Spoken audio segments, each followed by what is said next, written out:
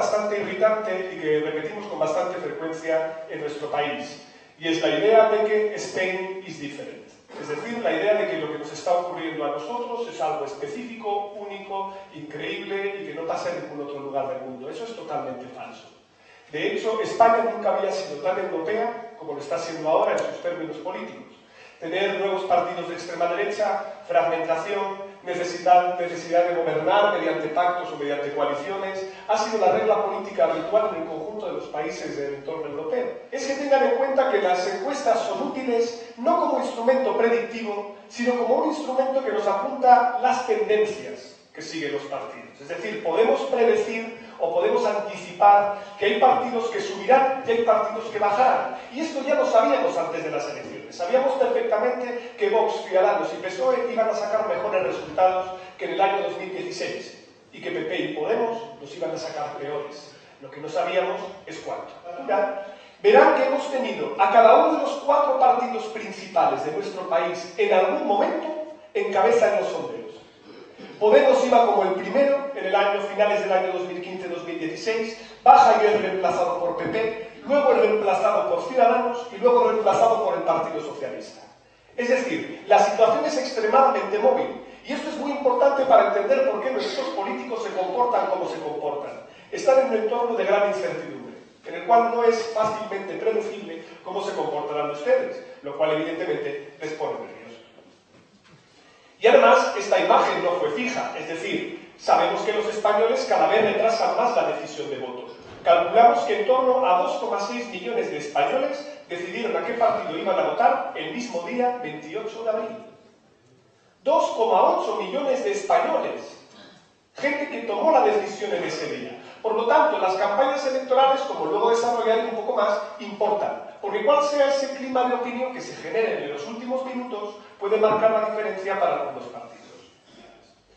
La primera idea que quiero destacar es que estamos en un ciclo de volatilidad, es decir, de cambio electoral entre los diferentes partidos, que arroja el sistema político más fragmentado desde el año 1977. Y les voy a dar un dato que de nuevo ha pasado desapercibido, porque parece que va a ser fácil esta vez la conformación de gobierno. Y es que el bipartidismo otra vez ha vuelto a caer. Y ha caído de manera muy importante. Partido Popular y Partido Socialista suman solo el 46% del voto. Y sin embargo, además, lo que hemos visto durante este periodo es que ha habido un implacable peso de los bloques ideológicos. Es decir, que cuando parecía que había una nueva política en la que izquierda y derecha no iba a pintar nada, de repente hemos descubierto que, a sorpresa, siempre estuvo ahí.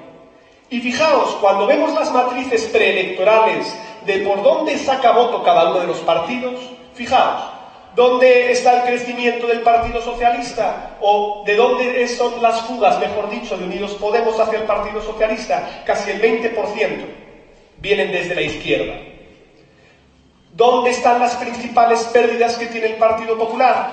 Hacia Ciudadanos y hacia Vox.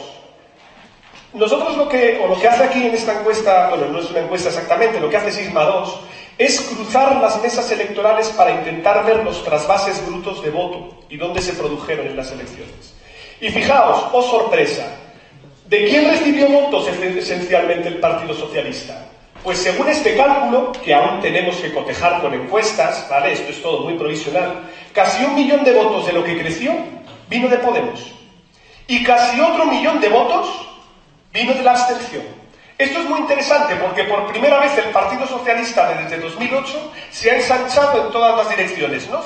Porque si hay algo evidente es que la cuestión territorial sigue pesando.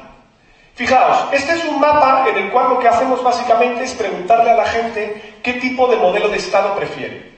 ¿Usted qué quiere? ¿Independencia para su territorio? ¿Una comunidad autónoma con más poderes? ¿Ya le gusta bien cómo está? ¿Recentralizar, es decir, devolver competencias a Madrid? ¿O cerrar el Estado autonómico? Y lo llamativo es, fijaos, el enorme sudoku que tenemos dentro de España. Tenemos territorios que se quieren, en los cuales la opción preferida es más autogobierno. Ojo con Galicia para entender lo que pasa con el PP gallego, ¿vale? Y por qué Vox y Ciudadanos tienen problemas aquí para entrar, ¿vale? Por lo tanto, más autogobierno en estos territorios y luego otros territorios que quieren devolver competencias a Madrid. Y lo llamativo de esta campaña electoral es que, si uno la analiza, habrá visto que ha habido conversaciones disociadas. Es decir, ha habido como dos esferas de comunicación, en la que en una se hablaba sobre cómo iba a suponer la llegada al poder de determinados partidos un recorte en derechos sociales, etcétera, etcétera, y del otro lado cómo, si llegaba o continuaban gobernando los socialistas, se iba a romper España, etcétera, etcétera. Y fijaos, los dos tenían algo en común: el miedo a con quién va a gobernar el otro. Uno apoyado en los independentistas, otros apoyados en Vox. Pero, por ejemplo, una cosa que ya os podemos anticipar: el votante de Vox es ultramasculino. O ultrahombre más que ultramasculino. Es decir, más o menos calculamos que el 70% de los votantes de Vox son hombres. O dicho de otra manera, que Vox todavía hubiera sacado peores resultados, sería casi extraparlamentario si dependiera del voto femenino. Y además, y esto es algo adicional interesantísimo en Vox, Vox es un partido intergeneracional. Atrae tanto a gente mayor como a gente joven. Eso es una pauta que es muy interesante a tener también presente. Porque el Partido Popular se ha vuelto el partido más envejecido de toda España. El Partido Popular hoy resiste esencialmente, según los datos que tenemos en la mano ahora mismo, prácticamente el 60% de su voto tiene hoy más de 60 años. El sistema electoral español, ¿vale? En primer lugar, vamos a comenzar por lo más sencillo. Victor Dont, ¿vale? No tiene la culpa de sus problemas, ¿vale? Es un matemático belga, él estaba tranquilo haciendo sus formulitas, ¿vale? Él no tiene la culpa de la falta de proporcionalidad de nuestro sistema electoral. La razón por la que nuestro sistema electoral es menos proporcional que otros es por el tamaño de nuestras provincias. Cuantos más diputados eliges, más proporcional es el resultado, apliques la fórmula que apliques. Todas aquellas circunscripciones, Barcelona, Valencia, Alicante, Murcia, Madrid, Sevilla, que tienen más de 10 diputados, son más o menos proporcionales. Por lo tanto, ahí cada partido más o menos tiene lo que le toca. Por eso, tradicionalmente, los partidos minoritarios entraban por ahí. UPyD, CDS, Izquierda Unida. Normalmente ahí era donde conseguían representación. Hay, sin embargo, una España intermedia, que es la que está entre 5 y 10 diputados, Zaragoza, Asturias, Cádiz, ¿vale? Que es esta España naranjita, en la cual, para conseguir un diputado, más o menos necesitas entrar con un 10% del voto. Por lo tanto, la fragmentación va por barrios. ¿Por qué? Porque, y esta es la jugada del adelanto que hizo el PSOE, dijo, claro, Vox todavía no está muy fuerte. Si yo convoco elecciones ahora, le puede quitar votos al Partido Popular, pero como no llega al umbral del 15%, se los quita y se pierden. Y al dividirse en tres, la derecha, pueden aprovechar el Partido Socialista para pasar como primera fuerza en muchas de estas circunscripciones pequeñas y medianas. Y efectivamente, yo que soy de La Rioja, que no ganaba el PSOE allí como primera fuerza desde los años 80, desde el 86, ha pasado como primera fuerza. Y Vox se ha quedado fuera. Voy a saltarme esta. Aquí lo tenéis. Yo no sé si hay muchos creyentes en la sala, pero casi parece las bodas de Cana y la conversión del agua en vino. Es decir, de pasar a ser primera fuerza en 2016 el Partido Popular, a que todo quede teñido de rojo. Claro, el sistema electoral aquí echa una mano enorme al Partido Socialista. Pero atención, porque ahora me moveré al campo de las autonómicas y las locales. Y ahí el sistema electoral, superada la barrera del 3 o el 5%, es muy proporcional. Y la izquierda está viviendo hoy un espejismo. Porque si tú sumas los votos del Partido Socialista y de Unidas Podemos, y del otro lado los de Ciudadanos, PP y Vox, más o menos son 11.200.000 votos en ambos campos. Y en un contexto, fijaos, de alta movilización. Algo que sabíamos que iba a pasar estas elecciones, y mira que se podían hacer muchos pronósticos, pero este era el único que yo sí que me atrevía a hacer, es que la participación electoral iba a subir. Por una razón muy sencilla, porque los votantes nos lo decían en las encuestas que estaban movilizados como poco a nivel de 2015, y luego por una razón fundamental. No hay cosa que más saque a la gente a votar que cuando hay polarización. Y hay la percepción de que el partido está reñido. Porque fijaos, calculamos que aproximadamente en torno al 30% de los votantes deciden el sentido de su voto en la propia campaña electoral. Es decir, Desde hoy hasta que voten, calculamos, pues eso, que en torno a 7,5 millones de españoles podrían decidir su voto. Entonces, es muy importante que tengamos en cuenta una cosa. En un mundo parlamentario y en un sistema fragmentado, aquí lo que importa es quién suma, no quién queda primero o segundo. Pobre consuelo es quedar el primero si no eres capaz de articular una mayoría de gobierno después. Y es verdad que el resultado de la elección, que ha sido relativamente precisa en las encuestas en esto, sí que parece que arrojan una potencial coalición de gobierno de manera más o menos sencilla, o al menos más sencilla de lo que fue en el año 2015-2016. Que sepáis que una de las personas que mejor durmió la noche del 28 de abril se llama Felipe VI. Porque en el año 2015 sabéis que hubo un montón de problemas para decidir a quién le daba mandato, para formar mayoría, porque no era sencillo, le das a Mariano Rajoy, te dice que no, luego pasa el siguiente, repite las elecciones otra vez.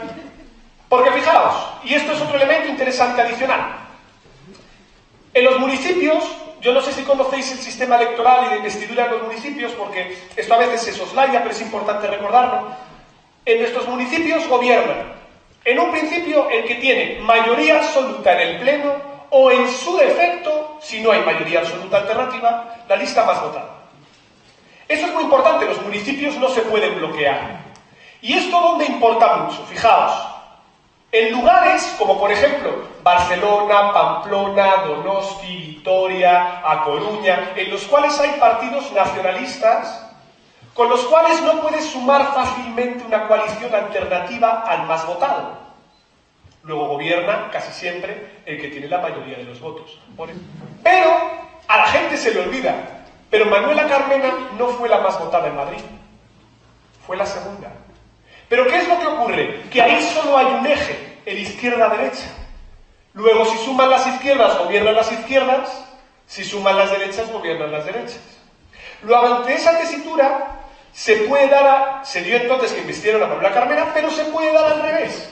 En ese tipo de consistorios lo que va a importar más es cuál de los dos bloques sube.